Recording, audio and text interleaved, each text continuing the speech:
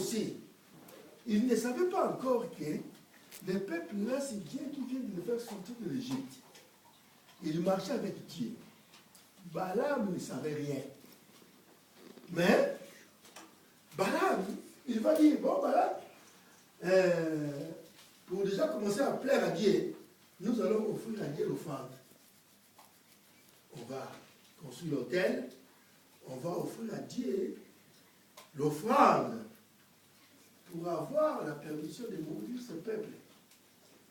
Pour que Dieu soit dans leur camp.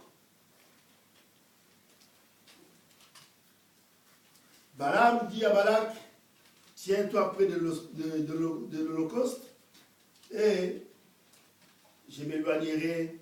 Peut-être que l'Éternel viendra à ma rencontre. Et je te dirai ce qui me révélera. Et il alla sur les lieux élevés. Dieu vint devant Balaam. Et Balaam lui dit, j'ai adressé cet autel et j'ai offert un taureau et un bélier sur chaque autel. L'Éternel mit des paroles dans la bouche de Balaam et dit, retourne vers Balak, tu parleras ainsi. Il retourne vers Balak. Et Balak se tenait près de son holocauste. Balaam prononça son oracle et dit, Balak m'a fait descendre d'Aram. Le roi de Moab m'a fait descendre des montagnes de l'Orient. Viens, maudis-moi Jacob, viens, sois irrité contre Israël. Mais comment maudirais-je celui que Dieu n'a point maudit? Comment serais-je irrité quand Dieu n'est point irrité? Bien-aimé dans le Seigneur, tu ne peux jamais maudire quelqu'un que Dieu n'a pas maudit. Amen. Sinon, tout ce qui sortira de ta bouche, ça va retourner contre toi. Amen. Voilà pourquoi celui qui marchera dans la crainte de Dieu, celui qui va marcher avec le Seigneur, personne ne te fera du mal. Amen. Parce que tout ce qui sera prononcé contre toi sera retourné contre la personne. Amen.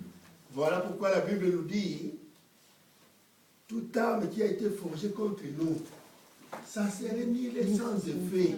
Pourquoi? Amen. Parce que dès la fabrication de cette arme, Dieu les a déjà anéantis. Amen. Comme ils ont fait cette arme, construite contre nous, ça ne va rien nous atteindre. Amen. Parce que ça serait nul. Balaam va dire, mais le peuple de Dieu n'a pas maudit, comment moi je peux les maudire?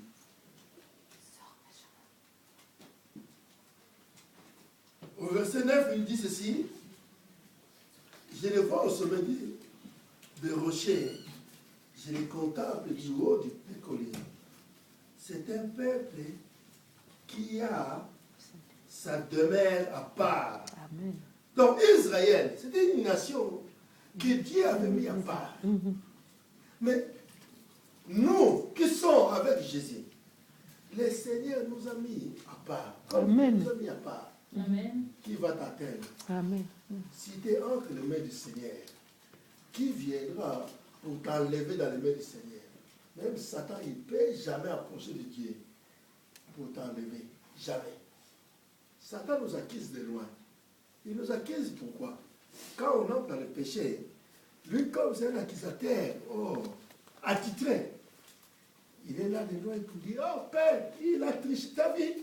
Il a péché contre toi, il est de mon camp. Là, Dieu ne peut rien faire.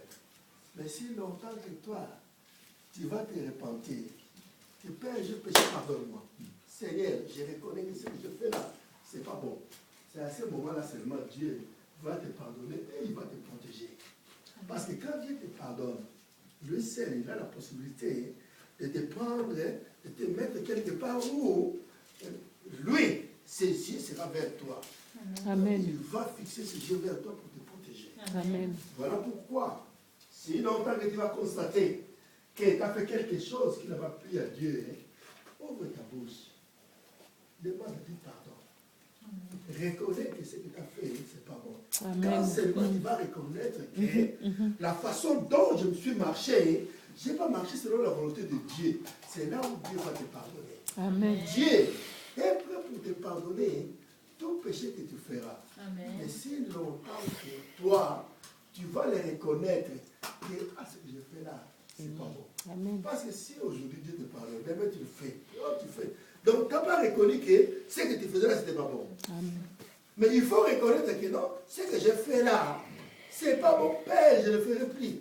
Quand il verra ton cœur, c'est à ce moment-là qu'il va te pardonner. Il va dire, ah mon fils, maintenant, il a retrouvé la raison. Il va te prendre pour te mettre à part. Amen. Quand seulement il va te mettre à part, là tu vas dire, oui, maintenant je vois ma situation commence à changer. Maintenant ma vie commence à prendre une autre direction. C'est à ce moment-là. Tu peux être fier pour dire, ah moi je suis le fils de Dieu.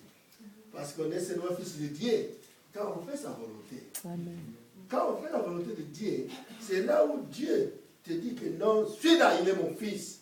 Mais si longtemps que tu ne feras pas la volonté de Dieu, tu resteras seulement une simple création de Dieu, mais pas le fils de Dieu. On devient le fils de Dieu, pas on le et on marche selon le Père qui nous fait. Amen. Ces jours-là, Balak était là. Il dit non, moi, mon seul souci, c'est de me maudire ce peuple. Parce que ce peuple, j'ai vu comment ils ont marché, ce qu'ils ont fait, partout ils ont passé. Mais moi, je ne veux pas qu'ils passent dans mon pays. Voilà pourquoi il faut les maudire. Mais Balaam, comme il est serviteur de Dieu, il ne peut pas maudire ce peuple avant que Dieu lui donne l'accord. Amen. Balaam était là, coincé, il regardait. Mais qu'est-ce que je vais dire? Il a fallu que Dieu maintenant mette la parole dans la bouche de Balaam.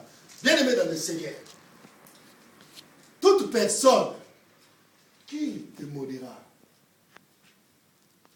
injustement, sache que ça va tourner contre lui-même. Amen. Et quand il prononce le mot, que lui va être malheureux, il serait pauvre, il ne serait jamais ceci, cela, ça va retourner contre lui. Amen. Si ce n'est pas contre lui, contre ses enfants. Amen. Si ça ne serait pas contre ses enfants, contre ses petits-enfants. Amen. Parce que lui seul, il va tisser sa toile. Amen. Nous sommes ce que Dieu a mis d'un côté. Amen. Balak dit à Balaam,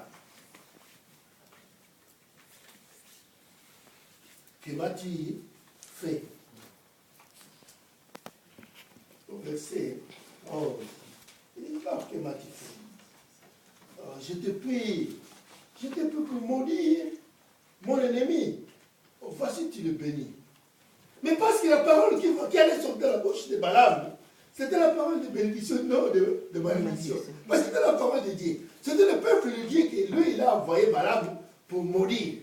Mais comme c'était la parole de Dieu qui allait sortir de sa bouche, tout ce qui est sorti de la bouche de Balaam, c'était que la bénédiction. Oh, que ce peuple-là, c'est un grand peuple, c'est un peuple qui est béni.